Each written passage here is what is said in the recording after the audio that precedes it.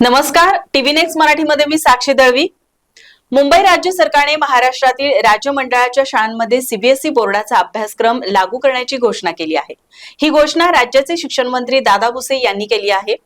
हा CBSE pattern योग्य की अयोग्य, यापुढे होणारे फायदे आणि तोटे याची चर्चा करण्यासाठी आज आपल्या बरोबर आहेत सागर वातकर सर. नमस्कार सर. नमस्कार. टीव्ही नेक्स्ट मराठीच्या स्टुडिओमध्ये आपलं मनापासून स्वागत. थँक्यू. तर सरांना महाराष्ट्र शासन क्रांतीज्योती सावित्रीमाई फुले राज्य आदर्श शिक्षक पुरस्कार 2023-24 हा मिळालेला आहे. तसंच महाराष्ट्र राज्य पाठ्यपुस्तक निर्मिती व अभ्यासक्रम संशोधन मंडळ बालभरती पुणे याचे ते सदस्यही आहेत. तर सर, माझा पहिला प्रश्न तुम्हाला असा आहे की या अनुषंगाने स्टेट बोर्डांच्या शाळांमध्ये शैक्षणिक वर्ष 2025-26 पासून सीबीएसई पॅटर्न लागू होणार का? अर्थातच तुम्ही आम्ही आणि सगळ्यांनीच गेल्या 2-4 दिवसामध्ये या महाराष्ट्र राज्याचे शिक्षण मंत्री आदरणीय दादा भुसे यांनी विधान परिषदेमध्ये घोषणा अशी केली की या जून पासून सर्व महाराष्ट्र राज्यातील शासकीय शाळांमध्ये सीबीएसई पॅटर्न सुरू होतोय. अर्थात मंत्री महोदयांनी आता ही सुतोवाच केलेली आहे आणि अशी घोषणाही केलेली आहे. याचा अर्थ उद्याच्या जून पासून सर्व शाळांमध्ये हा सीबीएसई पॅटर्न सुरू व्हायला हरकत नाही. म्हणजे 1 एप्रिल पासून नवीन अभ्यासक्रमाची अंमलबजावणी होत असेल तर राष्ट्रीय स्तरावर महाराष्ट्राची शिक्षण व्यवस्था अधिक सक्षम कशा प्रकारे होऊ शकते सर? मुळात महाराष्ट्र शासनाची शिक्षण व्यवस्था जी आहे ती खूप चांगली आहे, कारण इथे खूप प्रतिभासंपन्न विद्यार्थी आहेत. या महाराष्ट्राला खूप चांगली शैक्षणिक परंपरा आहे. खूप प्रज्ञावंत असे विद्यार्थी आहेच, तसे कुशल आणि तज्ञ गुरु परंपरा सुद्धा महाराष्ट्राला आहे. आता आपण जर या सीबीएसई पॅटर्नचा विचार केला तर उद्याच्या बदलत्या शिक्षण पद्धतीमध्ये आपल्याला अनेक बदल आत्मसात करावे लागणार आहेत. आता आपण कित्येक वर्ष हा महाराष्ट्र शासनाचा जो अभ्यासक्रम आहे तो उपयोगात आणलेला आहे. त्यानुसार आपलं जे शिक्षण पद्धती आहे ती पुढे जात आहे. आता आपण जर हे बदल स्वीकारले, नाविन्यपूर्ण अशा गोष्टी आत्मसात केल्या, त्या दृष्टीने विद्यार्थ्यांसाठी आपण प्रयत्न केले तर निश्चितपणानं नवीन बदल घेऊन उद्याची नवी पिढी ही सक्षम असेल आणि आधुनिक जगामध्ये ती खूप तज्ञ आणि चांगल्या पद्धतीचं काम करायला सक्षम असेल. आता आपण बघतो की जागतिक स्पर्धा प्रत्येकाच्या दारापर्यंत येऊन पोहोचलेल्या आहेत. मग सरकारचा हा निर्णय तुम्हाला योग्य वाटतो का सर? आता आपण उल्लेख केला की स्पर्धा तुमच्या दारापर्यंत आलेली आहे. जर स्पर्धा तुमच्या दारापर्यंत येते तर तुम्ही सुद्धा त्याला तितकंच तयारीनं उतरणं हे फार गरजेचं आहे. मित्र, असं म्हणेन की आजपर्यंत सीबीएसई पॅटर्नच्या शाळा म्हणजे कुठेतरी दूरवरची एखादी उंच टोलेजंग इमारत आहे आणि तिथे फक्त काही श्रीमंतांचं शिक्षण चालतं. गोरीबगरिबांना तिथे शिक्षण मिळत नाही आणि जे काही पैसेवाले आहेत, ज्यांच्याकडे खूप पैसा आहे, अशा श्रीमंत बापच आपल्या मुलाला त्या शाळेमध्ये घालू शकतो. ही एक सीबीएसईची आतापर्यंतची आपली एक बघण्याची दृष्टी आहे. कारण सीबीएसई मध्ये फक्त फी भरून शिक्षण दिलं जातं, कारण हे खाजगी संस्था आहेत. हा आतापर्यंतचा दृष्टिकोन आहे. परंतु या महाराष्ट्र शासनानं ही जी आता केलेली घोषणा आहे ती खरंच खूप स्वागतार्ह आहे. कारण या प्रत्येक सरकारी शाळेमध्ये म्हणजे प्रत्येक विद्यार्थ्यांपर्यंत, त्याच्या उमऱ्यापर्यंत सीबीएसईचं दर्जेदार शिक्षण जर त्याला मिळत असेल तर या तुम्ही म्हणतात त्या होऊ घातलेल्या जागतिक स्पर्धेसाठी तो विद्यार्थी सक्षम व्हायला काहीच हरकत नाही. म्हणजे आताच आपण बघितलं की शिक्षण मंत्री दादा भुसे यांनी या राष्ट्रीय शैक्षणिक धोरणानुसार हा बदल केलेला आहे, म्हणजे सीबीएसई पॅटर्न आणलेला आहे. मग यामुळे विद्यार्थ्यांची गुणवत्ता पूर्ण त्यांना शिक्षण मिळेल आणि त्यांची क्षमता वाढेल असं तुम्हाला वाटतंय का? आता आपण 2 शब्द याच्यामध्ये वापरलेले आहेत की गुणवत्तापूर्ण आणि क्षमता, ह्या 2 बाबींचा आपण या ठिकाणी उल्लेख केलेला आहे. मुळात आज आपल्याकडे जी शिक्षण पद्धती आहे त्या शिक्षण पद्धतीनुसार आपल्याकडे तयार होणारा विद्यार्थी हा खूप चांगल्या तयारीचा आहे. परंतु आता आपण बघतोय की आपण आता एआयच्या तंत्रज्ञानाच्या युगामध्ये आता आपण पाऊल टाकलेलं आहे आणि विद्यार्थ्याच्या ज्ञानाच्या कक्षा रुंदावलेल्या आहेत, त्याची ज्ञानाची भूक वाढलेली आहे. त्यामुळे आता विद्यार्थ्याला उपलब्ध असणारी साधन सामग्री, शिक्षण व्यवस्था, अभ्यासक्रम तसा त्याला तो अपुरा पडायला लागलेला आहे. मग त्याची ज्ञानाची भूक जर भागायची असेल तर त्याला अजून चांगल्या पद्धतीचं दर्जेदार शिक्षण पद्धती उपलब्ध असायला पाहिजे.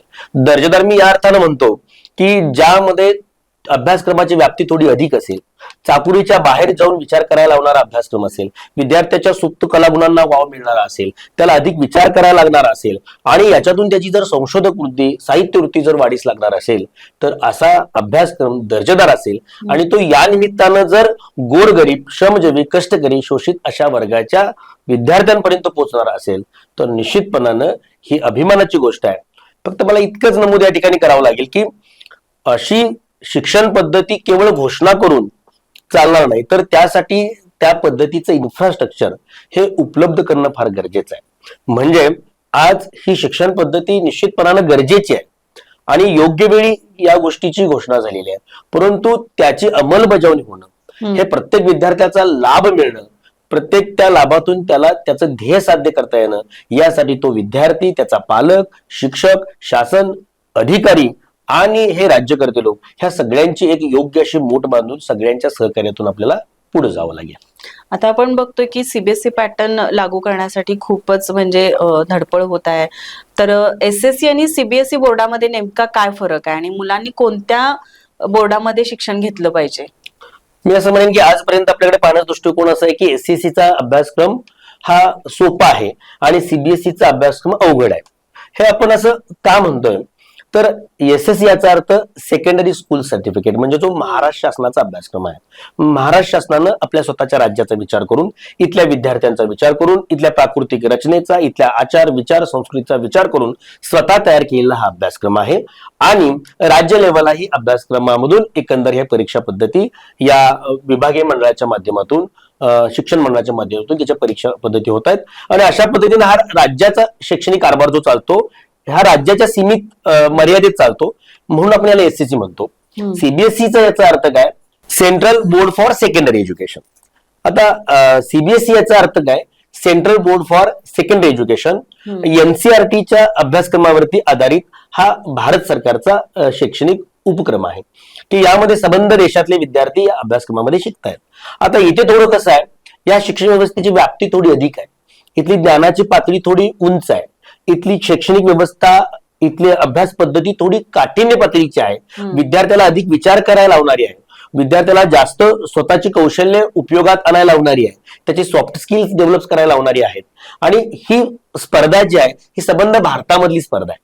आणि मग हा आपल्या राज्याचा अभ्यासक्रम हा राज्यामध्ये सीमित आहे, परंतु या सीबीएसई मध्ये संबंध भारतातील विद्यार्थ्यांची स्पर्धा आहे. आणि जेव्हा आपल्याला अधिक चांगल्या दर्जाचा स्पर्धक मिळतो, तेव्हा त्या स्पर्धेला खूप मजा येते आणि आपला विद्यार्थी सुद्धा त्या स्पर्धेमध्ये अव्वल राहण्यासाठी एक चांगली दिशा मिळते. तर थोडक्यात काय की एसएससी हा महाराष्ट्र शासनाचा अभ्यासक्रम, सीबीएसई हा ऑल इंडिया अभ्यासक्रम आहे. आणि दोन्हीमध्ये तफावत इतकीच आहे की याच्यामध्ये थोडी काठिण्यता अधिक आहे, व्यापकता अधिक आहे, राज्य राष्ट्रीय स्तरावरचं ज्ञान आहे, आंतरराष्ट्रीय स्तरावरची ज्ञान आहे. हा त्याच्यातला थोडासा डिफरन्स आहे असं मला वाटतं. आता तुम्ही हा डिफरन्स तर सांगितलाच, पण सीबीएसईच्या शैक्षणिक धोरणानुसार शिक्षकांची जबाबदारी कशी असणार आहे? हा, आता जेव्हा महाराष्ट्र शासन उद्याच्या होऊ घातलेल्या शिक्षण पद्धतीमध्ये सीबीएसईचा अंतर्भाव करते, तेव्हा ती सर्वची जबाबदारी येऊन पडते ती शिक्षकांवरती. त्याला विद्यार्थी घडवण्याची जबाबदारी ही शिक्षकांवरती आहे. आणि मला या गोष्टीचा खूप अभिमान आहे की महाराष्ट्रामध्ये अतिशय दर्जेदार पद्धतीची ही शिक्षण व्यवस्था आणि शिक्षक वृंद आहे. त्यामुळं इथल्या शिक्षक ही जी गुरु परंपरा आहे, संबंध भारतामध्ये आपण जर विचार केला तर महाराष्ट्रामध्ये खूप प्रचलित काळापासून ही गुरु परंपरा, इथले चांगल्या दर्जाचे शिक्षक सुद्धा इथे आहेत. तर आता हा जो सीबीएसईचा अभ्यासक्रम आहे तो वाड्या वस्त्यांमध्ये, गावगाड्यापर्यंत हे शिक्षण आता पोहोचणार आहे. आणि इतकं चांगलं शिक्षण पोहोचायचं असेल तर ती पोहोचवण्याची जबाबदारी ही शिक्षकांवरती आहे. आता परंपरेनं आमचा शिक्षक महाराष्ट्र शासनाचा अभ्यासक्रम शिकवत आलेला आहे आणि त्याच्यावरती उद्याच्या काळामध्ये आता सीबीएसई जबाबदारी येऊन पडणार आहे. तर त्या अनुषंगानं इथल्या शिक्षकाला त्याचं विशेष प्रशिक्षण मिळणं फार गरजेचं आहे. यासाठी अशा कार्यशाळा होणं फार गरजेचं आहे, शिक्षकांमध्ये संवाद होणं फार गरजेचं आहे, हे नियमित अपडेट जे आहेत त्याच्यापर्यंत पोहोचणं गरजेचं आहे. आणि या वर्कशॉपच्या माध्यमातून सीबीएसई अभ्यासक्रम तो आहे कसा, त्याचा आराखडा काय आणि तो कसा राबावा, इत्तंभूत माहिती जर शिक्षकांपर्यंत पोहोचवली तर हे शिक्षक आनंदानं हे ज्ञान आपल्या विद्यार्थ्यांच्या पदरामध्ये टाकायला मागे हरकत नाही. आता तुम्ही शिक्षकांबद्दल तर बोललाच, पण सीबीएसई जर पॅटर्न लागू झालाच तर सीबीएसई बोर्ड जर लागू झाला तर मग ते त्यामध्ये मराठी, कला, साहित्य किंवा आपली संस्कृती यावर त्याचा परिणाम होईल का? निश्चित चांगला प्रश्न आहे. माझ्या माहितीप्रमाणे आपण जर विचार केला तर या सीबीएसई अभ्यासक्रम जे आता महाराष्ट्र शासन उद्याच्या काळामध्ये राबवणार आहे, तर यामध्ये मराठी ही जी भाषा आहे ती त्या अनिवार्य ठेवलेली आहे. म्हणजे मराठी ही अतिशय आपली मातृभाषा आहे आणि खूप दर्जेदार भाषा आहे, तिला आपण विसरता कामा नये. तर तो विषय अनिवार्य आहे. आता विषय राहतो तो म्हणजे कला आणि इतर संस्कृतीचा आपण जो उल्लेख केला, इतिहास सारख्या विषयाचा उल्लेख केला असेल किंवा भूगोलासारख्या विषयाचा उल्लेख केला असेल, तर संबंध या अभ्यासक्रमामध्ये माझ्या माहितीप्रमाणे 70% अभ्यासक्रम जो आहे तो आपण एनसीईआरटीचा फॉलो करणार आहे आणि 30% मात्र आपण स्वतः प्रिपेअर करणार आहे की जे महाराष्ट्र शासन त्याच्यामध्ये इथले शिक्षण तज्ञ त्याच्यामध्ये योगदान देणार आहेत आणि तशा पद्धतीचा करिक्युलम जो आहे तो तयार होणार आहे. तर त्या 30% सगळ्या गोष्टींचा विचार होणार आहे. म्हणजे महाराष्ट्रीयन संस्कृती, महाराष्ट्रीयन माती, इथले आचार विचार, इथली प्राकृतिक रचना, इथलं हवामान, इथली देहबोली, इथली बोलीभाषा, ह्या सगळ्याचा विचार करून तो अभ्यासक्रम या ठिकाणी निवडला जाणार आहे. त्यामुळे माझी मराठी याच्यात कुठे मागे पडेल असं मला काही वाटत नाही, कारण तिला स्थान तितकंच त्या सीबीएसई मध्ये सुद्धा राहील अशी आशा मला या अभ्यासक्रमामध्ये आहे. तर सर, आपल्या पाल्याचं शिक्षण कोणत्या बोर्डामधून व्हावं हा सर्वस्वी पालकांचाच अधिकार असतो. मग या अधिकारावर आपण गदा आणतोय असं तुम्हाला वाटतं का? मला या निमित्तानं आपल्याला सांगावंसं वाटेल की शिक्षण मंत्री महोदयांनी ही जी उद्घोषणा केलेली आहे यामध्ये त्यांनी असं म्हटलेलं आहे की आपण येत्या जून पासून सर्व सरकारी शाळांमध्ये सीबीएसई पॅटर्न राबवतोय, म्हणजे सुरू करतोय. तर ते असं कुठं म्हटलेलं नाही की आपण राज्याचा अभ्यासक्रम बंद करतोय आणि सीबीएसई पॅटर्नचा अभ्यासक्रम पण आणतोय. आपल्याकडे दोन्ही ऑप्शन्स राहतील. एक तर आपल्याकडे राज्याचा जो आतापर्यंत आपल्याला अभ्यासक्रम आहे सुरू आहे तो सुरू राहीलच, त्याचबरोबर सीबीएसई पॅटर्न आपल्याकडे येतोय. म्हणजे पालकांना मी म्हणेन की या निमित्ताने एक पर्याय उपलब्ध झालेला आहे. पालकांकडे पूर्वी एकच पर्याय होता की माझ्या मुलाला सरकारी शाळेमध्ये घालायचं आहे आणि जो माझा राज्य अभ्यासक्रम, जो काही महाराष्ट्र शासन अभ्यासक्रम आहे त्याच्या स्टेट पॅटर्न मधून माझा मुलगा शिकेल किंवा माझी मुलगी शिकेल. परंतु त्याला आता ही विचार करायला लागेल की सीबीएसई पॅटर्न आहे तरी काय, तो बघावा, ती काय व्यवस्था आहे आणि हा माझ्या मुलाला फायद्याचा आहे की तोट्याचा आहे, तो याच्यावर विचार करायला लागेल. आणि जेव्हा त्याच्या हे लक्षात येईल की आपल्याला राज्य शासनाचा अभ्यासक्रम आहे आणि त्या जोडीला सीबीएसई पॅटर्न आहे, पण तो हा काहीतरी वेगळा आहे, माझ्या मुलाच्या प्रगतीला हातभार लावणार आहे किंवा माझ्या मुलासाठी भविष्यातल्या स्पर्धेसाठी पोषक आहे, तो दोन्ही गोष्टीचा विचार करेल आणि कदाचित तो सीबीएसई ला सुद्धा आपल्या मुलाला घालेल. त्यामुळे त्याच्या अधिकारांवर पालकांच्या कुठे गदा येणार नाही. मी तर म्हणेन की त्यांच्यासाठी एक संधी आहे आणि या निमित्तानं पर्याय खुला राहतोय. पण आताच आपण बघतो की थोडे दिवसच झाले की आपल्या मराठी भाषेला एक अभिजात दर्जा दिलेला आहे. मग त्या मराठी भाषेचं काय, म्हणजे एकूणच महाराष्ट्राच्या संस्कृतीबद्दल काय सांगाल? आपण बघितलं की आपण महाराष्ट्रीयन असल्याचा आपल्याला खूप अभिमान आहे. आपल्या मराठी भाषेला आपण बघितलं की आता जो अभिजात भाषेचा दर्जा मिळालेला आहे, याचबरोबर आपली महाराष्ट्रीय संस्कृती ही सुद्धा जगामध्ये खूप अग्रेसर आहे. आपण आता ज्ञान मिळवतोय, आपल्याला ज्ञान वाढवायचं आहे. सीबीएसई पॅटर्न आपल्याकडे येतोय, त्याच्यामध्ये माझी मराठी भाषा जी आहे ती अनिवार्य आहे. आता आपल्याला ज्ञान मिळवत असताना इतर भाषाही शिकाव्या लागतात. त्यामुळं आपल्याला हेही मान्य करावं लागेल की प्राथमिकचं जे शिक्षण आहे, बाल्यावस्थेचे जे शिक्षण आहे, मुलाच्या जडणघडणीचा जो काळ आहे, प्राथमिकच्या काळामध्ये मुलाला त्याच्या मातृभाषेतून त्याला शिक्षण द्यायला पाहिजे. हे खरं असलं तरी सुद्धा आपल्याकडे या विषयामध्ये मातृभाषा आहे, मराठी भाषा आहे, इतर विषय जे आहेत ते थोडे आपल्याला यामध्ये रूपांतरित करून शिकवता येईल आणि इथे खऱ्या शिक्षकाचा कस लागणार आहे. आणि म्हणून सीबीएसई पॅटर्न आला म्हणजे आपल्या मातृभाषेवर अतिक्रमण होते अशी काही भीती बाळगायची कारण नाही. कारण तो एक दुवा आहे आपलं सगळं भाषण. कारण आपण आपल्या विद्यार्थ्याचं खाण पिणं असेल किंवा त्याचं राहणं, त्याची सवंगडी किंवा त्याचं घरचं वातावरण, हे संबंध आपल्या मातृभाषेमध्ये आहे. इथे फक्त त्याला थोडं स्विच व्हावं लागते, त्याला अपडेट व्हावं लागते आणि काही विषय त्याला कळत नाही ते मराठीत आत्मसात करून पुन्हा त्या प्रस्तुत भाषेमध्ये त्याला ते मांडायचे आहेत. त्यामुळे त्याची मराठी भाषा अभिजात ती राहणारच आहे. त्या सोबतीला त्याला अनेक विषय जे आहेत ते शिकायला मिळणार आहेत. आणि कदाचित मला असं वाटतं उद्या साहित्य जे आहे हे सुद्धा मराठीमध्ये उपलब्ध शासनानं केलं तर अजून एक याच्यामध्ये जादाचा पर्याय आपल्याला खुला राहतोय. तर आता आपण बघतोय की सीबीएसई पॅटर्न जर लागू झाला तर चांगलीच गोष्ट आहे ती, पण सीबीएसई पॅटर्न लागू करण्यापेक्षा सरकारी शाळांची गुणवत्ता वाढवण्यासाठी सरकारनं काहीतरी केलं पाहिजे, याबद्दल काय वाटतं तुम्हाला? तुमच्या या प्रश्नातला मला एक शब्द अधोरेखित होतोय, म्हणजे शाळांमध्ये सुधारणा. आता तुम्हाला आपल्याला अभिप्रेत असते की शाळा सुधारायला पाहिजे. आता शाळा सुधारायला पाहिजे म्हणजे काय, तर माझ्या परंपरेने मी पाहत आलेली किती कौलारू शाळा आहेत, भिंतीला भेगा गेलेल्या आहेत, अस्ताव्यस्त झालेल्या तिथलं व्यवस्था आहे. तर थोडक्यात काय जे आपल्याला अभिप्रेत असली भौतिक सुविधा किंवा जो स्कूल कॅम्पस आहे तो तिथे नाहीये. मग एक सामान्य नागरिक म्हणून माझ्या मनात भूमिका काय येते की माझी शाळा जी आहे ती सुधारली पाहिजे. म्हणजे पॉश अशी चकाचक तिथं रूम व्हायला पाहिजे, तिथं डिजिटल स्मार्ट क्लासरूम असायला पाहिजेत, तिथं चांगल्या पद्धतीची शिक्षण व्यवस्था यायला पाहिजे, चांगल्या पद्धतीचे गुरुजी तिथे शिक्षक तिथे उपलब्ध व्हायला पाहिजेत आणि त्यासाठी दर्जेदार अभ्यासक्रम तिथे यायला पाहिजे. आता म्हणजे आपणच बघतो ना सर की सीबीएसई पॅटर्न जिथं लागू होतो, म्हणजे ज्या शाळांना लागू होतो तिथल्या इमारती तुम्ही बघा, त्यानंतर तिथलं पूर्ण वातावरण किंवा तिथले शिक्षक, तिथलं पूर्ण कॅम्पस हा वेगळाच असतो. म्हणजे इतर हो. शाळांपेक्षा सीबीएसईचा पूर्ण ते वातावरण वेगळंच असतं. मग सीबीएसई पॅटर्न लागू झाल्यानंतर सरकारी शाळांना पण तसं Yes. म्हणजे उपलब्ध होईल का सगळं नाही, ते? तुमचा मुद्दा रास्त आहे. कारण आपण सीबीएसई म्हणजे आतापर्यंत दूरवरचं शिक्षण अशी आपली मानसिकता होती आणि असाच आपला समज होता की कुठेतरी एखाद्या शहरामध्ये दूरवर एक शाळा आहे, खूप टोलेजंग इमारत आहे, काहीतरी पॉश तिथलं वातावरण आहे, स्कूल बसेस आहे, तिथला विद्यार्थी सूटबुटामध्ये शाळेला जातोय आणि ते श्रीमंताचं शिक्षण आहे अशी भूमिका आहे. पण महाराष्ट्र शासनाने श्रीमंताचं शिक्षण जर गोरगरिबांपर्यंत आणू इच्छित आहे, म्हणजे मला थोडक्यात असं म्हणायचं आहे की तो सीबीएसचा दूरवरचा अभ्यासक्रम आज माझ्या शाळांमध्ये, माझ्या खेड्यापाड्यांमध्ये, गावगाड्यांमध्ये हे शिक्षण पोहोचतंय. आता हे शिक्षण येताना नुसती पुस्तकं किंवा नुसता अभ्यासक्रम येऊन चालणार नाही, तर त्याच्यासोबत हे सगळं तंत्रज्ञान आणि ह्या सगळ्या भौतिक सुविधा याव्या लागतील. आणि मला वाटतं कदाचित शासनाचा याच्यामध्ये असाच उद्देश असावा, हेच नियोजन असावं की अभ्यासक्रम आणायचा म्हणजे काय, तर त्या अभ्यासक्रमाला पोषक अशा सगळ्या गोष्टी इथं उपलब्ध व्हायला पाहिजे.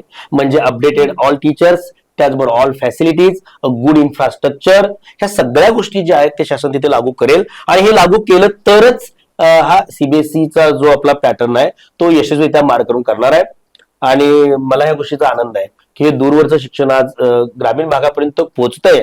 आणि कित्येक दिवसाचं एक स्वप्न आहे, एक देश एक अभ्यासक्रम. तर असा एक अभ्यासक्रम तयार होईल की माझ्या खेड्यातला, माझ्या या महाराष्ट्रातल्या एखाद्या वाडीतला विद्यार्थी या जगाच्या स्पर्धेमध्ये, भारताच्या स्पर्धेमध्ये कुठेतरी आघाडीवरती आलेला आहे. आणि निश्चितपणानं आपल्यासाठी it is a good sign म्हणावं लागेल. शिक्षण आता तुम्ही सांगितलंच की हे शिक्षण पद्धती कशी असणार, म्हणजे काय असणार, सुधारणा काय होतील, पण शिक्षण कोणत्या भाषेतील असावं असं तुम्हाला वाटतं एक शिक्षक म्हणून? आणि कारण तज्ञांच्या मते जो मुलगा मातृभाषेत शिकतो त्याला ते आत्मसात करणं जास्त सोपं जातं. बरोबर. मी आताच थोड्या वेळ उल्लेख केला. मला हे सांगावंसं वाटतं की मातृभाषेचा अभिमान प्रत्येकाला आहे, मलाही आहे, तुम्हालाही आहे. आणि मातृभाषेतलं शिक्षण आपल्याला कळतं. या अभ्यासक्रमामध्ये मराठी ही भाषा अनिवार्य ठेवतोय असं शासनाचं मत आहे. आणि त्या जोडीला तुम्हाला अनेक विषय शिकायला मिळणार आहेत. जर यामध्ये उद्या शासनानं या शिक्षणासाठी साहित्य जे उपलब्ध आहे हे मातृभाषेमध्ये उपलब्ध केलं तर कदाचित तो अभ्यास आपल्याला अजून सोपा जाणार आहे. आणि इथे शिक्षकाचा खरा कस लागतो. म्हणजे ज्या शिक्षणाला चांगल्या पद्धतीचं प्रशिक्षण दिलं, त्याला अपडेट ठेवलं, तर तो अवघड सुद्धा हे शैक्षणिक साहित्य किंवा इतर भाषेतलं जे आहे, म्हणजे इंग्रजी भाषा त्याच्यामध्ये कदाचित असेल किंवा हिंदी भाषा त्याच्यामध्ये असेल, तर आपल्या मुलांना हिंदी भाषा येतेच. आता इंग्रजी आपली विद्यार्थी आता पहिली नर्सरी पासून, प्ले ग्रुप पासून, म्हणजे शिशु वर्गातून सुद्धा आता विद्यार्थी आपले इंग्रजी शिकतायत. तर भाषा मुख्यत्वे आपली मराठी मातृभाषा, हिंदी आणि इंग्रजी ही तिन्ही भाषा आता विद्यार्थ्यांना अवगत व्हायला लागलेल्या आहेत. आणि यामुळे ही शिक्षकाची जबाबदारी वाटते की विद्यार्थ्याला अजून चांगल्या पद्धतीने या भाषा यायला पाहिजेत. म्हणजे तो लिहायला वाचायला शिकतानाच मराठी सोबत, इंग्रजी सोबत हिंदी आता लिहायला वाचायला शिकेल. आणि असा अभ्यासक्रम येतोय की मातृभाषा तर आपली अपडेट ठेवतोयच, ती शिकतोयच, त्याबरोबर अजून एक दोन भाषा, आपली राष्ट्रभाषा शिकायला मिळते आणि इंग्रजी शिकायला मिळते. आणि या सगळ्यांच्या समूहातून विद्यार्थ्याला पुढे जाण्यासाठी एक पुढचं व्यासपीठ उपलब्ध होते. म्हणजे मी आजही म्हणेन की यामधून माझी मातृभाषा पुढे मागे राहणार नाही. आपल्याला असं साहित्य उपलब्ध करून जर शासनाने दिलं आणि शाळांमध्ये याचा योग्य वापर झाला तर निश्चितपणानं विद्यार्थी यामध्ये बॅलन्स ठेवतील आणि मातृभाषेसारखेच इतर भाषा सुद्धा तेवढ्याच चांगल्या पद्धतीने ते शिकायला लागतील आणि त्यांच्या शिक्षणामध्ये कुठे अडथळा येईल असं एक शिक्षक म्हणून मला वाटतं. मला एक गोष्ट ते विशेष नमूद करावीशी वाटते. हा सीबीएसईचा हा जो अभ्यासक्रम आहे किंवा हा जो आराखडा आहे, तर याच्यामध्ये अभ्यासक्रमाचा आराखडा तयार करण्याचं काम ही एससीईआरटी करेल आणि पाठ्यपुस्तक निर्मितीचं काम जे आहे ते बालभारती करेल, जे आपल्याकडे होतं. याचबरोबर आपल्याकडे जे परीक्षा घेणारं, नियंत्रित करणारं विभागीय मंडळ आहे तेही अस्तित्वात असणार आहे. म्हणजे एनसीईआरटी कडून आलेला 70% अभ्यासक्रम आहे, महाराष्ट्र शासन त्याच्यामध्ये 30% अभ्यासक्रम आपल्याला क्रिएट करते. पण हे सगळे अधिकार हे महाराष्ट्र शासनाकडे आहेत. तर तो अभ्यासक्रम कसा ठेवायचा, म्हणजे हे अपग्रेडेशन आपल्याला ठेवावंच लागेल. अभ्यासाची ती उंची, ती व्याप्ती आपल्याला सीबीएसई ठेवावी लागेल. पण हे करत असताना आपल्या मातृभाषेवर कुठे अतिक्रमण होणार नाही. दुसरी गोष्ट, आपल्या या महाराष्ट्र राज्याची अस्मिता असणाऱ्या असल्या कुठल्याही संस्कृती गोष्टी बाजूला पडणार नाहीत. याची काळजी घेऊन हा अभ्यासक्रम शिक्षण तज्ज्ञ निश्चितपणानं तयार करतील. महाराष्ट्र शासन असाच अभ्यासक्रम खेड्यापाड्यापर्यंत पोहोचवेल आणि माझ्या इथल्या प्रत्येक विद्यार्थ्याच्या पदरामध्ये हे असं उद्याच्या उगवत्या भारताचं, उगवत्या जगाचं आधुनिकतेचं ज्ञान पडेल आणि ते पडावं यासाठी एक शिक्षक म्हणून मी माझं योगदान देईन. असे सगळेच त्याच्यामध्ये योगदान देतील आणि निश्चितपणानं एक चांगला उपक्रम महाराष्ट्र शासन राबवत आहे. मला माझ्या त्याला शुभेच्छा. तर आपण बघतो की आता सर सरकारी शाळा म्हणजे सीबीएसई शाळा आणि सरकारी शाळांमध्ये जर आपण बघितलं तर सीबीएसई शाळा ही पूर्णपणे वेगळी, म्हणजे थोडीफार स्टँडर्ड लेवलची आपण म्हटलं तर हरकत नाही. आणि सरकारी शाळा म्हणजे जिथं मुलांना फी द्यायला परवडत नाही म्हणून ते सरकारी शाळांमध्ये जातात. त्यांना दप्तर वगैरे किंवा स्कूलचा गणवेश असो किंवा पुस्तकं असो ही शाळेतर्फे दिली जातात, कारण त्यांची तेवढी कॅपॅसिटी नसते की आपण एवढ्या मोठ्या शाळेत जाऊन शिक्षण घ्यावं. मग आता सीबीएसई पॅटर्न लागू झाल्यानंतर या सरकारी शाळेतल्या मुलांना ते शिक्षण मोफत असणार आहे का? आता तुम्ही एक शब्दच वापरला की सरकारी शाळा, म्हणजे सरकारनं चालवलेल्या शाळा आहेत. इथे संबंध कुठल्याही वर्गातील मुलं या शाळेमध्ये शिकतायत आणि यासाठी अपॉइंट केलेले जे टीचर्स आहेत ते गव्हर्नमेंटचेच आहेत. आता थोडक्यात मला ही गोष्ट तुम्हाला सांगायची की आजपर्यंत आपण जे बघितलेलं आहे की हे खाजगी शाळांचं चित्र आहे, हे त्यांच्या फॅसिलिटीज किंवा त्या सगळ्या गोष्टी. पण या महाराष्ट्र शासनाकडे राईट टू एज्युकेशन आहे. म्हणजे हा शिक्षणाचा जो हक्क, जो अधिकार कायदा आलेला आहे, या कायद्यानुसार 10वी पर्यंतच्या मुलांना आणि 12वी पर्यंतच्या मुलींना मोफत शिक्षण आहे. त्याच्यामध्ये माध्यान्ह भोजन आहे, त्यांना गणवेश असेल, पुस्तकं असतील, ही मोफत मिळत आहेत. आता याच सवलतीमध्ये म्हणजे महाराष्ट्र शासन असं कुठं म्हणल्याच माझ्या ऐकवत नाही की आम्ही आता सीबीएसई पॅटर्न आणणार आहे आणि बाकीच्या सगळ्या सुविधा बंद करणार आहे, असं कुठेच उल्लेख नाहीये. यामध्ये एक ऍडिशनल गोष्ट आहे की या महाराष्ट्राची शिक्षण व्यवस्था कुठेतरी आता कात टाकते आहे आणि एक बदल स्वीकारते. म्हणजे आपल्या विद्यार्थ्यांकडे ज्ञानाच्या कक्षा रुंदावलेल्या आहेत, त्याची ज्ञानाची भूक वाढलेली आहे आणि ती ज्ञानाची भूक शमवण्यासाठी सीबीएसई पट्टीसारखा तगडा एक ऑप्शन ती आता निर्माण करते आहे. म्हणजे तुमच्याकडे महाराष्ट्र शासनाचा अभ्यासक्रम तितकाच राहणार आहे आणि त्याचबरोबर हाही अभ्यासक्रम येतो. तुम्हाला दोन्ही पर्याय खुले आहेत, तुम्ही यातला कुठलाही निवडायचा आहे. पण हा जो पॅटर्न आहे, खास करून जर काही विद्यार्थी ही थोडेसे कुशाग्र बुद्धीचे असतात किंवा त्यांच्याकडे ज्ञानाच्या बाबतीत खूप चांगला संच असतो, ते वेगाने शिकणारे असतात, अशा मुलांसाठी तर सीबीएसई पॅटर्न हा खूप चांगला पर्याय आहे. तो शासनाकडून मिळतोय, तो मोफत मिळतोय आणि प्रत्येक विद्यार्थ्यांपर्यंत पोहोचतोय. त्यामुळे विद्यार्थ्यांनी त्याचा स्वीकार करायला हरकत नाही. मी शासनाला फक्त या निमित्तानं मला कदाचित शासनाने व्यवस्था केली असेल, एक शिक्षक म्हणून मला असं वाटतं हा सीबीएसई पॅटर्न राबवताना त्याचं एक परिपूर्ण नियोजन एक शासनकर्ते म्हणून महाराष्ट्र शासनाने तो केला असेल. मला मंत्री महोदयांचे आभार मानायचे आहेत आदरणीय दादा भुसे की यांनी इतकी चांगली घोषणा या महाराष्ट्र राज्यासाठी केलेली आहे. पण हे करत असताना यामध्ये एक महाराष्ट्र शासनाचे हे जे काही अधिकारी असतील, शिक्षण तज्ज्ञ असतील, राजकारणी असतील, यांनी इतकं उत्तम नेटकं नियोजन करावं, एक चांगलं इन्फ्रास्ट्रक्चर यासाठी तयार करावं की हा अभ्यासक्रम चांगल्या पद्धतीनं कार्यान्वित करावा, त्याची योग्य अंमलबजावणी करावी. जसं वरती नियोजन केलं अगदी तळागाळातल्या प्रत्येक विद्यार्थ्यांपर्यंत हा सीबीएसई पॅटर्न पोहोचावा आणि खरंच त्या विद्यार्थ्याला ते जागतिक दर्जाचं, चांगल्या दर्जाचं ज्ञान प्राप्त व्हावं. तर तुम्ही तर सांगितलंच की हे जागतिक दर्जाचं म्हणजे सीबीएसई पॅटर्नचं सर्वांनाच ज्ञान मिळावं, हे मिळावं. पण हा प्रयोग म्हणजे सीबीएसई पॅटर्न हा 100% यशस्वी होईल का? आता ही कुठल्याही गोष्टीची यशस्वीता ही आपण त्याचं भविष्य सांगू नाही शकत, परंतु आपण आशा करू शकतो की 100% यश व्हायला पाहिजे. आज आपण बघितली भारतामध्ये नीट सारखी परीक्षा होते, IIT JEE सारखी परीक्षा होते, UPSC सारखीची परीक्षा होते. या परीक्षांमध्ये तुम्ही जर आजकाल जर निकाल बघितले किंवा विद्यार्थी आघाडीवर असण्याचे अव्वल असं प्रमाण बघितलं तर हे सीबीएसई पॅटर्नच्या स्कूलमध्ये विद्यार्थ्यांचं आहे. कारण तशा संधी त्यांना मिळाल्या, कारण हे अपग्रेडेशन, ह्या अभ्यासातला जो टॉलरन्स आहे तो त्यांनी अनुभवलेला आहे. तो महाराष्ट्राचा अभ्यासक्रम जो सीबीएसईच्या तुलनेनं थोडा सोपा आहे असं मला वाटतं. आणि ही काठीयता वाढवायची असेल तर विद्यार्थ्यांच्या कलागुणांना, त्यांच्या कौशल्यांना वाव देणं गरजेचं आहे की हा वाव या नॅशनल एज्युकेशन पॉलिसीनं आराखडा जो आहे त्यात आखून दिलेला आहे आणि तसा वाव हा सीबीएसई पॅटर्न मध्ये सुद्धा जास्त आहे.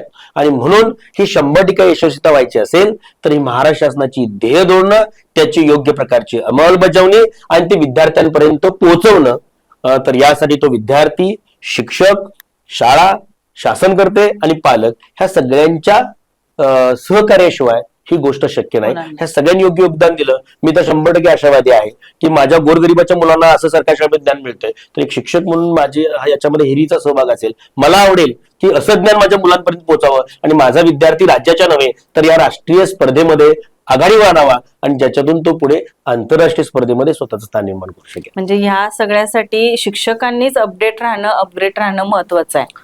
तर यात एक अजून एक मला उल्लेख करावा लागेल. शिक्षकांना अपडेट राहणं, अपग्रेड राहणं म्हणजे तरी काय? तर शिक्षकाकडे अनेक जबाबदारी आहेत. आपण जर बघितलं तर पूर्वीच्या काळी फक्त खडूपाळा अशी एक मर्यादा होती. हो. पण आता हे जग इतकं ग्लोबल झालंय की प्रत्येक ठिकाणी आता तंत्रज्ञान आलेलं आहे. हे तंत्रज्ञान आत्मसात करत असताना आता मी एक शिक्षक आहे, तर मी या अडचणी पाहतोय की शिक्षकाला केवळ अध्यापनाचं काम दिलं तर तो खूप अधिक चांगल्या पद्धतीने करू शकतो. पण आताच्या या काळामध्ये अनेक जबाबदाऱ्या या शिक्षकावरती आलेल्या आणि थोडासा त्याचा कोंडमारा व्हायला लागलेला आहे. म्हणजे शालेय कामकाज तर त्याला करायचंच आहे, त्याला शिकवणी तर विद्यार्थ्याची घ्यायची आहे, त्याला विद्यार्थ्याला घडवायचं आहे, पण हे घडवण्यासाठी त्याला वेळ अपुरा पडतोय. एवढे कामांच्या त्याच्यावरती निपटारा किंवा एवढा कामाचा बोजा त्याच्यावरती आहे. हा म्हणजे कसं आहे, शिक्षकां म्हणजे हा सीबीएसई पॅटर्न जर लागू झाला तर शैक्षणिक धोरणामध्ये तर बदल होणारच आहेत. पण सरकारी शिक्षकांच्यावर जी जबाबदारी असते म्हणजे घरोघरी जाऊन मुलांना वगैरे म्हणजे शासकीय जी कामं काम आहेत, असणार आहेत, हो. त्याचा बोजा त्या बोजाचं काय? मला याच निमित्तानं मला अशी सूचना करावीशी वाटते किंवा विनंती करावीशी वाटते की सीबीएसई पॅटर्न हा आनंदाची गोष्ट आहे.